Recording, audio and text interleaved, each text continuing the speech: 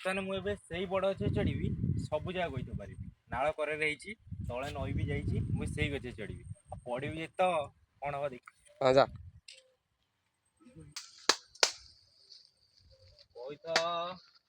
କଇତ ଶିକାର ହବ। ଚଢ଼ିବି କେମିତି କିରେ?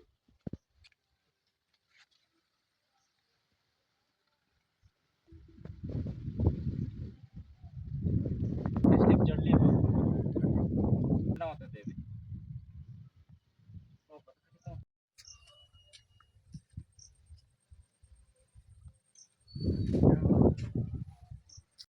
ମୋ ହାତ ପାଖରେ ଖାଲି କଇଁଥ କଇଁଥ ପୁରା ଅଗରେ ଚଢ଼ି ଯାଇଛି।